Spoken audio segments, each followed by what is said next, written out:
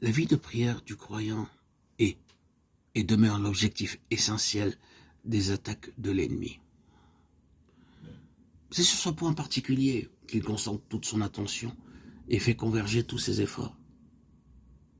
Toute sa stratégie, il a fait servir à emporter cette position-là, à la posséder, à la conserver.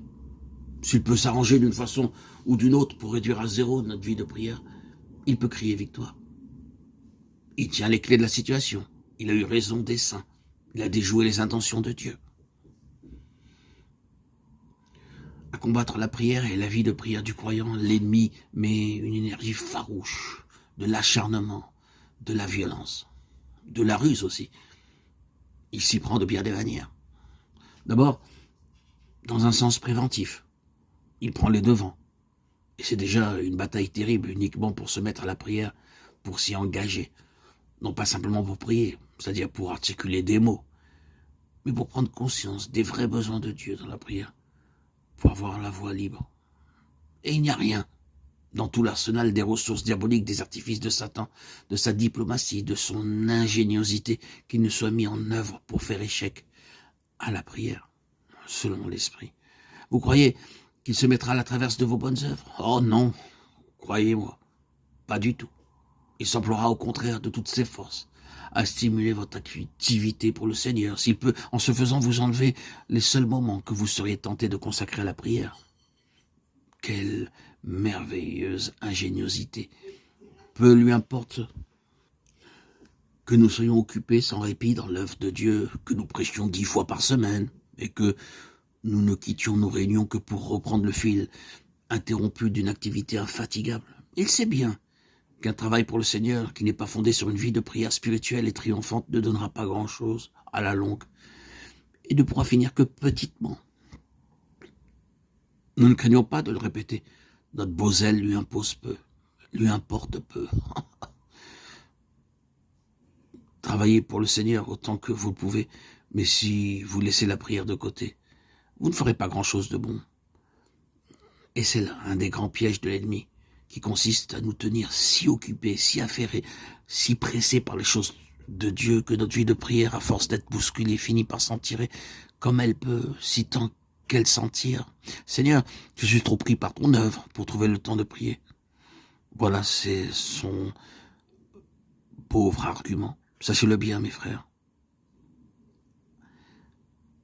Chers frères, chères sœurs en Christ, bien-aimés, c'est là une excuse que le Seigneur n'acceptera jamais.